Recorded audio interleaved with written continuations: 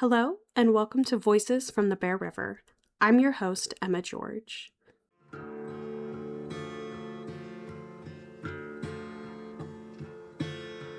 Never been known to fear no rattler, ain't nothing that an axe won't fix.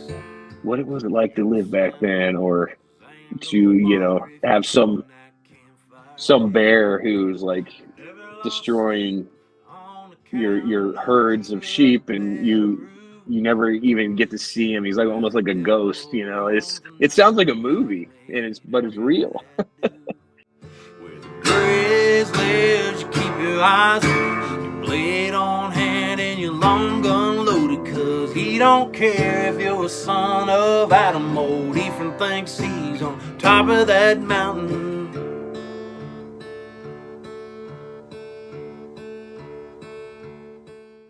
Today, we're talking about the legend of Old Ephraim. The name Old Ephraim was often used in 19th century America to describe grizzly bears in general. Both Theodore Roosevelt and P.T. Barnum referred to a grizzly bear in their writings as Old Ephraim. But the most legendary grizzly to bear this name made his home in northern Utah and southeastern Idaho in the early 20th century. Our story begins in Logan Canyon. At the time, Logan Canyon was overrun with sheep, and bears were the main predators.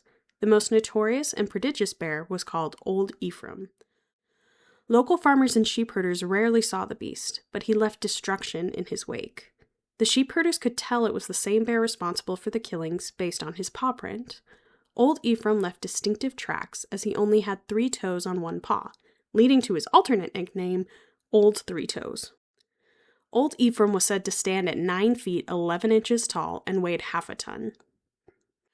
Now it's time to introduce the other major figure of our story, Frank Clark. Frank was a sheep herder who came to Logan from Malad, Idaho around 1911. As a sheep herder, he was well acquainted with bears. All the other herders up there told him, "Frank, this is bear country." This is Daniel Bishop, a storyteller from Montpelier, Idaho. In August 2023, he retold the legend of Old Ephraim on the 100-year anniversary. And he said, as he always said, "That's all right. The Clark family and the Bear family get along just fine." Well, in one day, he went out to check on his sheep and found 23 of them killed by bears in one day. So while Frank was not a hunter, at that moment, he started hunting bear. And the bear they all warned him about was Old Ephraim. Clark tried many different ways to catch Old Ephraim, but was unsuccessful until a warm August night in 1923. Clark set out a giant bear trap with a huge heavy chain and waited with his horse and hunting dog. And sometime in the dark hours of the night, Old Ephraim stepped into the trap. What followed was a violent, echoing struggle that reportedly carried through the canyon, the bear roaring, the chain thrashing, the trees shaking from the sheer power of the animal. A year after his battle with Old Ephraim, Frank recounted his story to 2 men, one of which was Ryan Orson. Ryan later told the story and was recorded on phonograph by Reed Bullen at KVNYU Radio in 1950. For the next part of our story, Ryan describes the battle as it was told to him. The recording is not the best quality, so it may be a bit difficult to understand. I stood there as if one petrified. Old Ephraim, instead of going on or flying, trying to get away, just came steadily on towards me. He took a step towards me, then another. And as he came, I gained my equilibrium and decided that there was a chance to fire point blank at his heart. And so I did fire. Must have gone true yet. The moment I didn't know whether I'd hit him or not. He neither winced nor whined, but just came steadily on, one step nearer to me, and then another.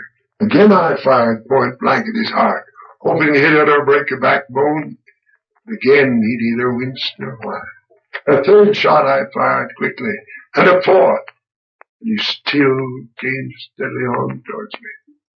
As I remember it now, I looked into his eyes, burning against that huge head, silhouetted against the sky. Yet they didn't have the look of fierceness or revenge, but as if someone coming for something he wanted. I had only one shell left in the gun. Could I fire? Frank had one bullet left in his gun, and despite firing at him several times, old Ephraim was still advancing. Frank raised that rifle, took careful aim, fired. Again, storyteller Daniel Bishop. The bear tottered, leaned. Then with a big breath, he fell. 3 more breaths. Then old Ephraim turned his head and made eye contact with Frank one more time. And Frank saw the life leave the bear. Frank later told several people, I hated to do it. I knew it needed to be done, but I hated that I was the one that did it. He told to Mr. Hill a year later, he said, I miss old Ephraim. The hills seem empty without him. After 10 long years of hunting, old Ephraim was dead.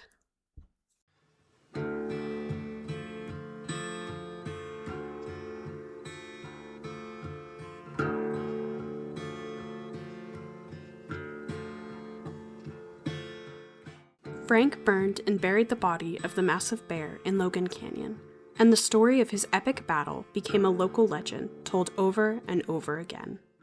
And so he was buried up in the canyon. There's a grave marker that was erected there in the 1960s that you can still go up and see. We're talking with Kelly Rovino, the Utah State University archivist and reference coordinator. But the local Boy Scouts, Troop Number 5, wanted to go kind of see where he had died and been buried, and so they went up there. They dug him up and brought him back. I've heard some legends of them bringing back various pieces, including like a femur that got turned into a pipe. But I've never actually seen any of this, so who knows? There may be someone in Logan who has a grizzly bear pipe in their garage. But as far as we know, the skull is the only remaining piece of him that at least we have. They sent the skull to the Smithsonian, where it was on display for a few years before being moved to their archives. In 1978, a different troop of Boy Scouts went to see the skull at the Smithsonian and were surprised to discover that it was not on display. In response, U.S. Senator Orrin Hatch contacted the Smithsonian, who agreed to loan the skull to Utah State University. So Orrin Hatch, who was a long-sitting senator, he was he had just become the junior senator then. He kind of wanted to make some goodwill. And so he got the Smithsonian to loan it to us originally for a year. So he returned it. It was very quite the event. He landed on the quad with a helicopter, and then returned the skull. And USC was very excited to have the skull. But they were like, eventually like, where are we gonna house this skull? Because we want it on display, which was the original issue. So it was on display in the Spectrum. It was like in a parade, but it quickly soon ended up with us. And so it's been on display in special collections ever since. Do you know anything about like the process of how it was stored or like? Yeah. Yeah. So I'm certainly not an expert on how it was stored, but if you kind of film up close to the skull, you'll kind of see he's a little waxy. I usually tell grade schoolers that he was glazed like a donut. But you can imagine he had been buried and burned, and then kind of dried out in a scout leader's garage in the 1920s. So when he was at the Smithsonian, we're not quite sure what was done to him, but we assume like a wax resin was put on the skull to keep it in place, and kind of from flaking apart. I have not touched the skull, but I've been told it's a little slimy because of that. When you work in kind of historical preservation, we're trying not to change anything too much. And so we just kind of have him display, protect him. If you see the skull, you'll see like tags and numbers. Those were by the Smithsonian, and technically they still own it. It's on permanent loan to us. They call every few years and ask if we still have the skull, and we still do. But because it was coated in kind of that protective layer and is in acrylic, I don't, away from any harsh lighting, he's for a bear that was burned and buried and then shipped across the country, he's in pretty good shape. And since you've been here, like you obviously know the story really well. Like, is it one of those items that everybody asks about, or like, what's kind of been your experience with housing that? Oh yeah, it's certainly one of our most popular items, right? Because even if people aren't familiar with all, we have a lot of other material about Northern Utah, but people usually, if they're from around here, they know about Old Ephraim, even if they're not. I've heard people say, oh, they're from California and they've heard reenactors tell the story. So he's pretty well known, I think, at least in the West. And certainly if you walk into our reading room, people wonder like, why is there a partial bear skull on display? What happened, the question, what happened to the rest of him is certainly one I get often.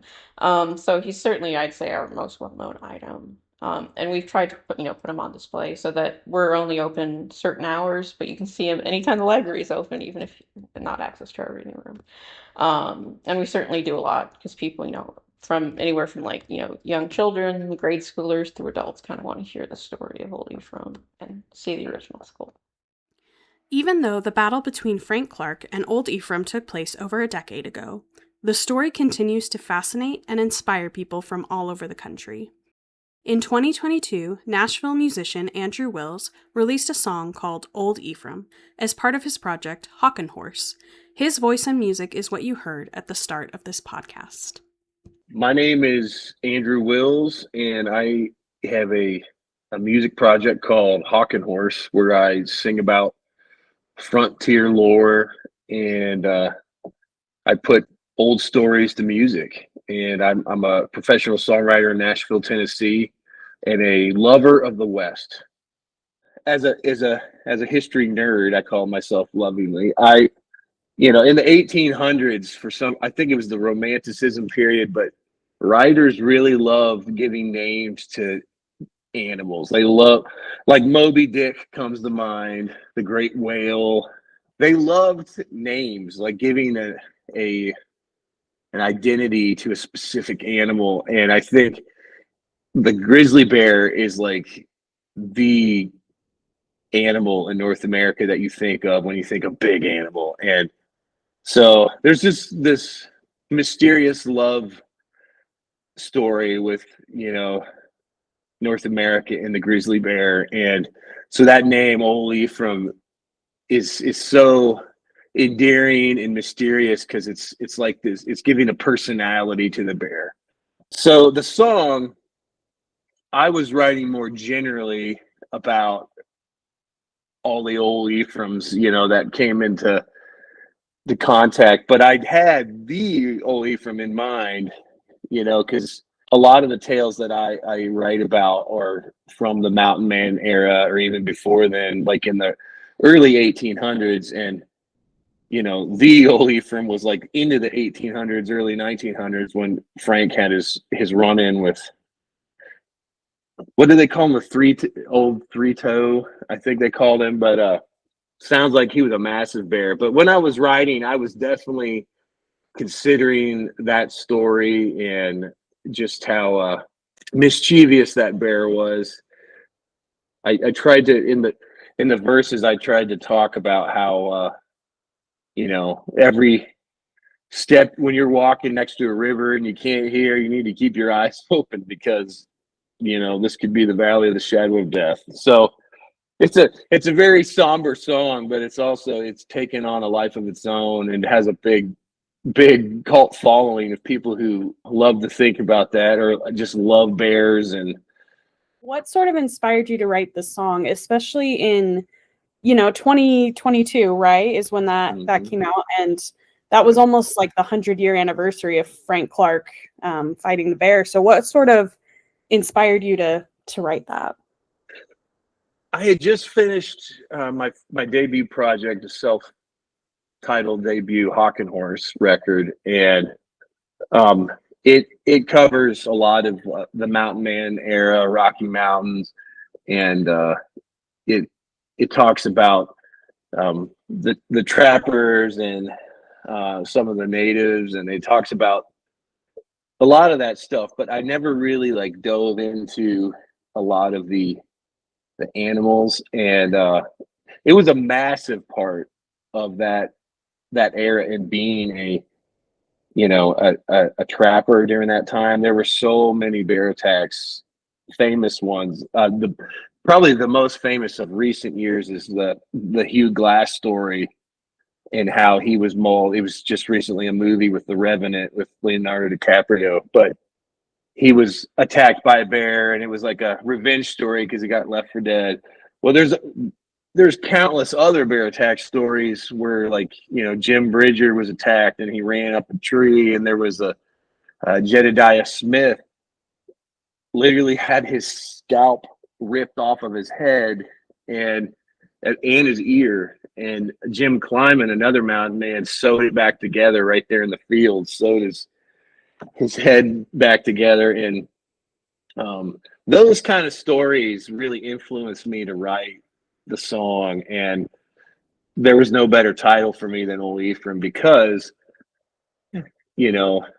it's being a history guy, I wanted to talk in that 19th century lingo.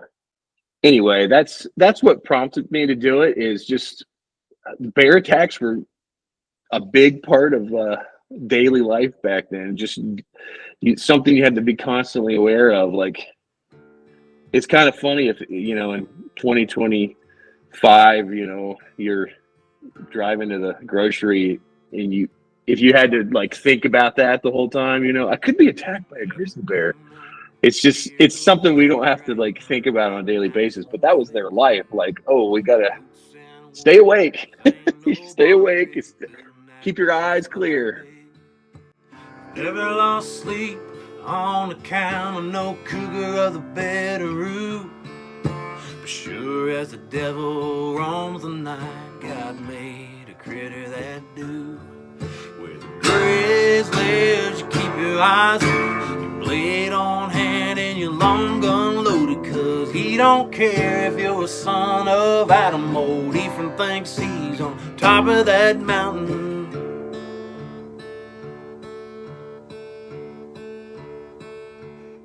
As part of each interview, I asked Andrew, Kelly, and Daniel why they think the legend of Old Ephraim still resonates with people today.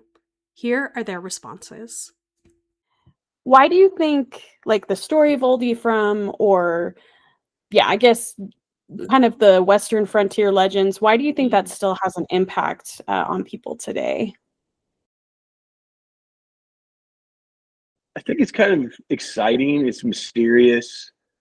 We really, honestly, in the mid 1800s, we had a bunch of books that kind of romanticized the frontier, even before the West was. I mean, it was still the Wild West back then, and we had Europeans who were fascinated with Daniel Boone and fascinated with the thought of the wilds and the unknown. And I think today it's the same thing. We work in cubicles and we sit on the highway, in rush hour traffic, and we like to think about a more exciting time. Maybe we want to there's something exciting about the wildness that we're kind of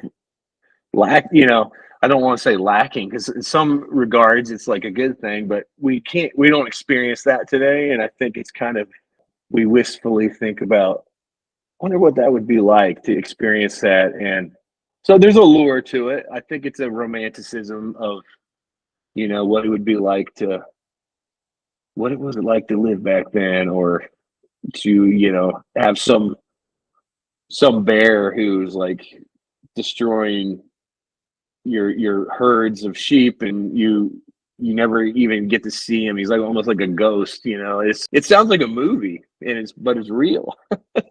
And I think that's why you still today it kind of holds on. And maybe this is a bit of a difficult question, but why do you think like the story still resonates with people? Certainly I've been asked that. I think it's, it's part of that kind of mystique of the West. He was one of the last grizzly bears in Utah, maybe not the last, but one of the last. And so kind of that like, turn from the Wild West to kind of more modern times, I think he kind of represents an older age, maybe even if that, historically it was in the 20s, whether that was true or not.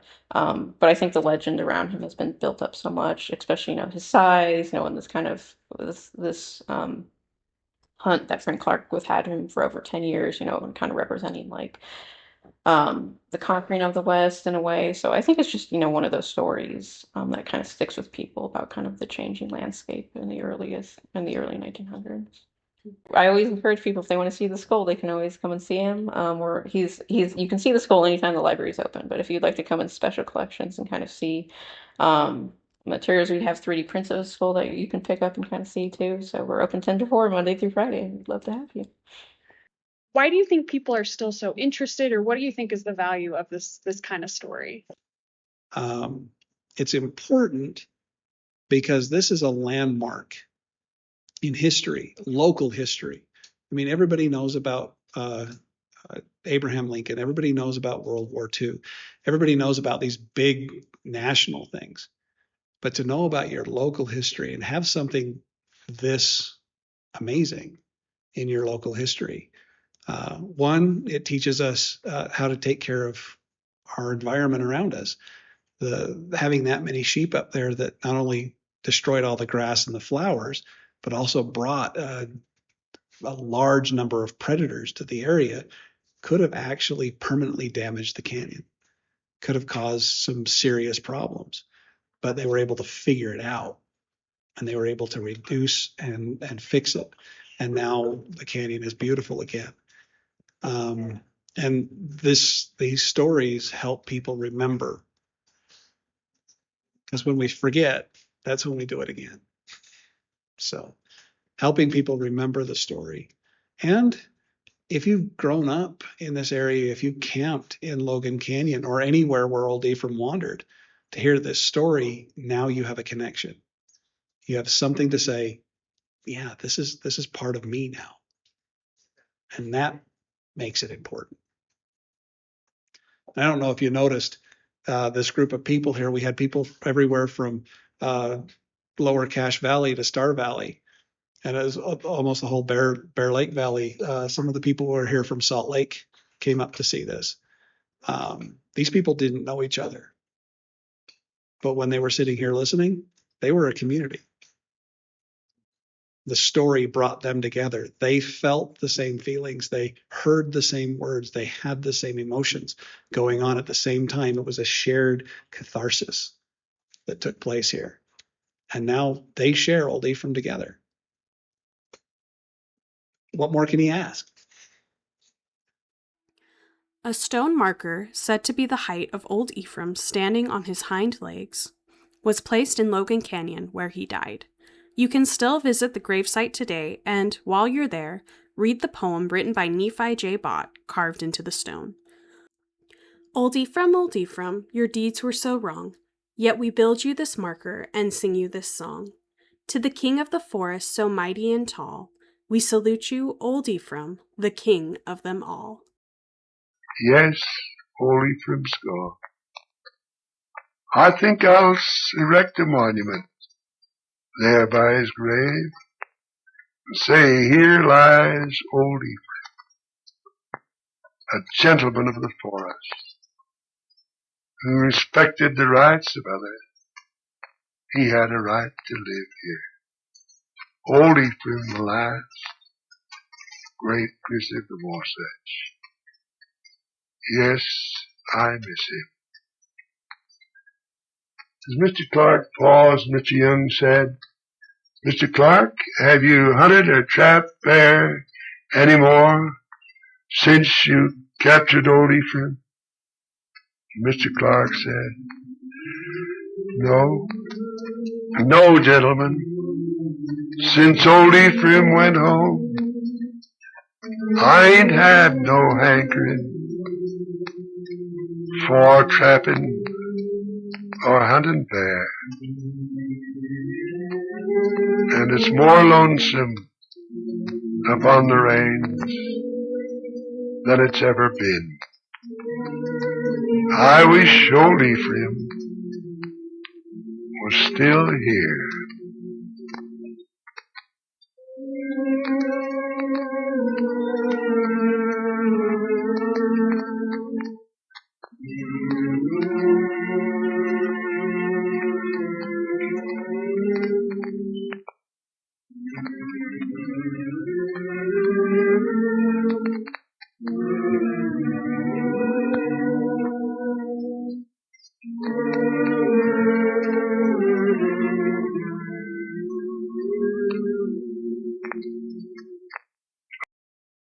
Special thanks to Kelly Robino, the Utah State University Archivist and Reference Coordinator, as well as the Merrill Kazier Library Special Collections and Archives for providing the Ryan Orson audio. If you would like to hear the full recording or learn more about Old Ephraim, you can check out the library's digital exhibit at exhibits.usu.edu. Thanks to Daniel Bishop. Daniel is a storyteller by trade, and he is available for hire for events big and small. To find more information on Daniel, you can visit his website, danielbishopthestoryteller.com. Also thanks to Andrew Wells. Andrew is continuing the project Hawk and Horse, merging history and music to tell the story of the American West. You can learn more about his music at hawkandhorse.com. The Bear River Heritage Area is a program of the Bear River Association of Governments, an extension of city and county governments in Box Elder, Cache, and Rich counties in Utah. You can learn more about our available services by visiting our website, bragg.utah.gov. If you want to learn more about the Bear River Heritage Area and our current projects, you can visit our website at bearriverheritage.com. Thank you so much for listening, and we'll see you next time.